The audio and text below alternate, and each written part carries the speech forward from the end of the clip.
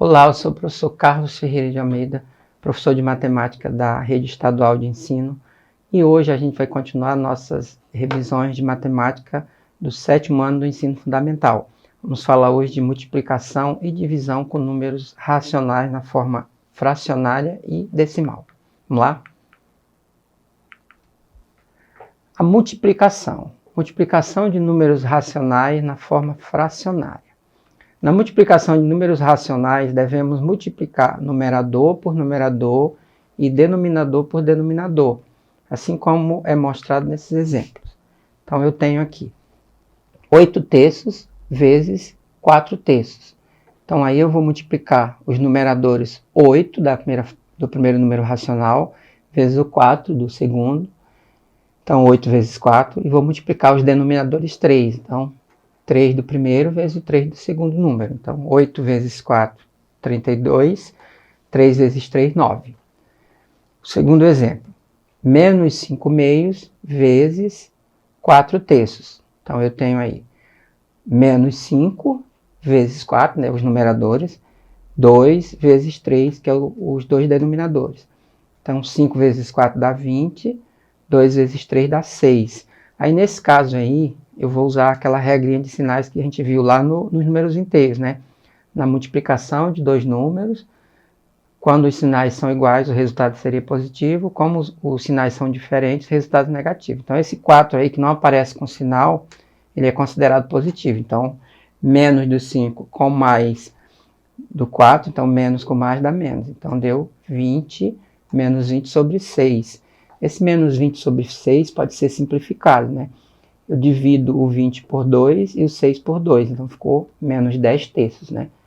Que eu usei para simplificar, né? A gente usa dividir numerador e denominador por um mesmo número. No caso, eu dividi por 2.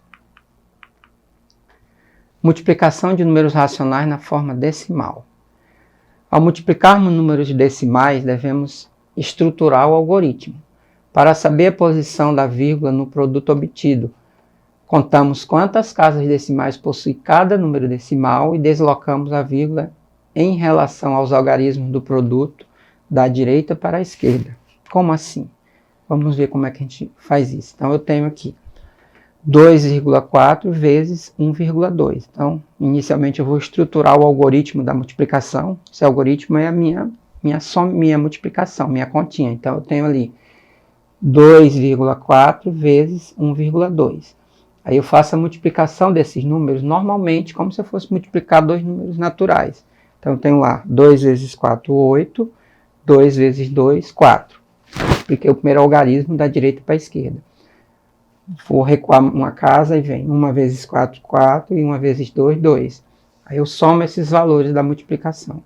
Desce o 8, né, que não tem ninguém para somar com ele. 4 mais 4 dá 8. E o 2 também não tem ninguém para somar, repetir. Então, o que eu tenho aí? No primeiro valor, primeiro fator, eu tenho um número depois da vírgula, e no segundo eu tenho também um número depois da vírgula. Então, são dois números depois da vírgula. Por isso que a vírgula ficou depois do 2, 2,88.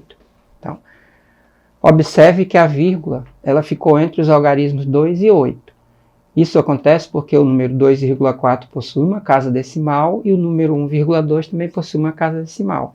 Assim, temos no total duas casas decimais, juntando os dois fatores, né? Sendo assim, devemos deslocar a vírgula do produto obtido, né, 288, duas casas decimais para a direita. Então, desculpa, da direita para a esquerda. Por isso ficou 2,88. Situação problema 1. Um ciclista percorreu 4,5 km de manhã. À tarde, ele percorreu 2 vezes e meia essa distância. Quantos quilômetros ele percorreu ao todo? Então, o que eu tenho aí? Nesse caso, nós precisamos multiplicar o percurso 4,5 km por 2,5. Por quê? Porque à tarde ele correu 2 vezes e meia mais que a distância que ele correu pela manhã. Então, a gente vai multiplicar por 2,5 para encontrar quanto o ciclista percorreu no período da tarde e depois somar o percurso da manhã com o da tarde para encontrar o percurso total percorrido. Então, eu tenho aqui 4,5 vezes 2,5. Então, eu tenho Do mesmo jeito, né, vou fazer a multiplicação desses números, esquecendo por enquanto a vírgula. Então, vou começar da direita para a esquerda. 5 vezes 5, 25, vai 2, né? 5 vezes 4, 20 mais 2, 22. Agora eu vou multiplicar o próximo número. Recuo uma casa para a esquerda, então 2 vezes 5, 10, vai 1. 2 vezes 4, 8, mais 1, 9. Somar esses dois valores. Então eu tenho, desce o 5, né? 2 mais 0, 2. 2 mais 9, 11. Aí ficou 11,25. Por quê?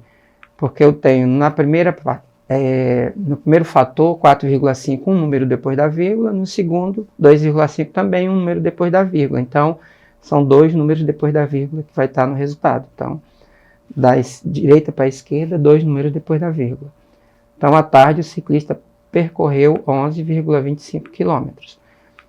Bom, para mim saber o percurso total, o que eu vou fazer? Vou somar esses 11,25, que foi o percurso que ele percorreu à tarde, mais os 4,5 quilômetros que ele percorreu pela manhã. Nesse caso, eu acrescentei um zero lá depois do 5, para completar o número de casas decimais depois da vírgula, para ficar tudo alinhado, né? Então, vírgula embaixo de vírgula, como a gente viu nas operações de soma com decimal. Então, 0 mais 5, 5, 2 mais 5, 7, a vírgula já vai ficar posicionada corretamente, 1 mais 4, 5, e repete lá o 1. Então, o ciclista percorreu 15,75 quilômetros ao todo, durante todo o dia, ok? Divisão.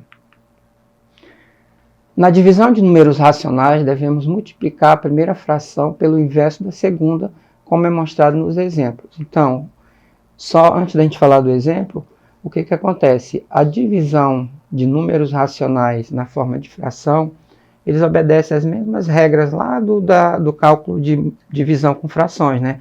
A gente está repetindo a primeira fração e multiplicando pelo inverso da segunda, né? O que vai mudar aí é as regras de sinais, né, que a gente tem que estar observando, que também são as mesmas lá dos números inteiros. Então, eu tenho 8 terços dividido para 4 terços. Então, como me diz a regra, né, eu vou repetir o primeiro número racional, ou seja, a primeira fração, 8 terços, e multiplicar pelo inverso da segunda. A segunda fração é 4 terços, então vai ficar 3 quartos. Feito isso, eu faço a multiplicação normalmente. Numerador com numerador, denominador com denominador. Então, 8 vezes 3, 24. No numerador e no denominador, 3 vezes 4, 12. Ok? Então, encontrei a fração 24 dozeavos. Só que aí eu posso simplificar essa fração. Então, nesse caso aí, eu fiz uma divisão aí. 24 dividido para 12 dá 2. Então, o resultado é 2, que é um número inteiro. Divisão de números racionais na forma decimal.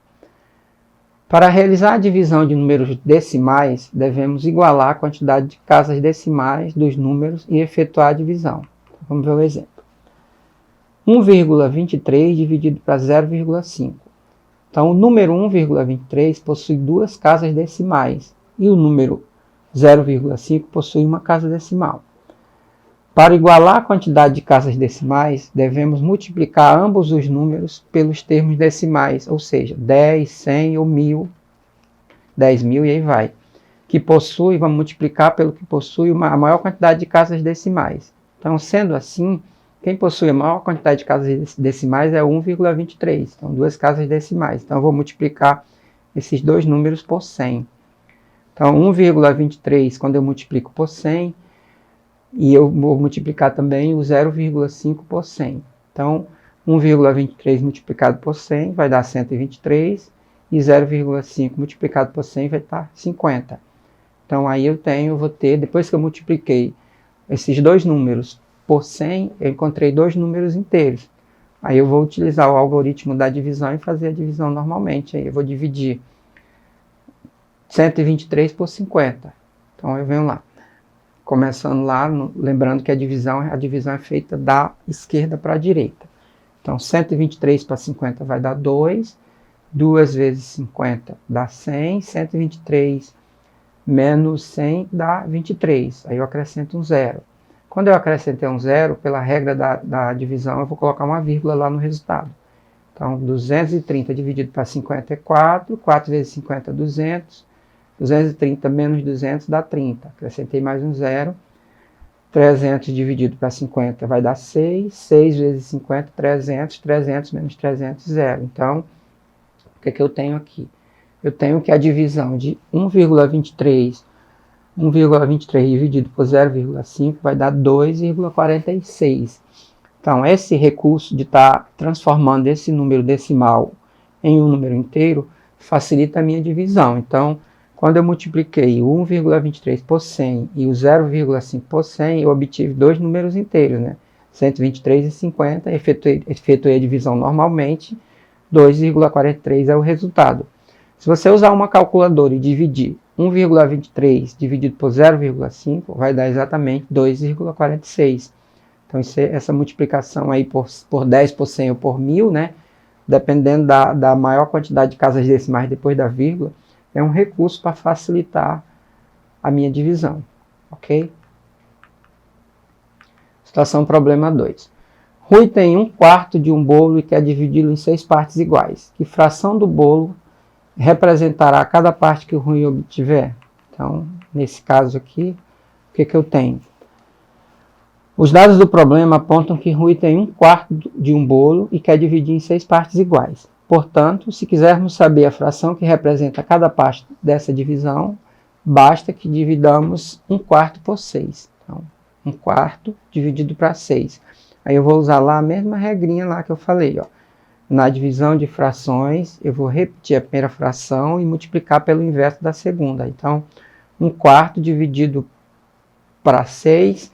Esse 6, para mim fazer a inversão, eu vou considerar um denominador 1 nele, né? Então, 6 sobre 1, quando eu faço a inversão, vai ficar 1 sobre 6.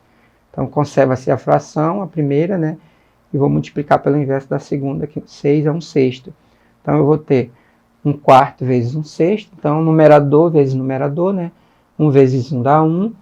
E 4 vezes 6, 24. Então, 1/24, né? Portanto, a fração que representa a divisão desejada por Rui seria 1/24, ok?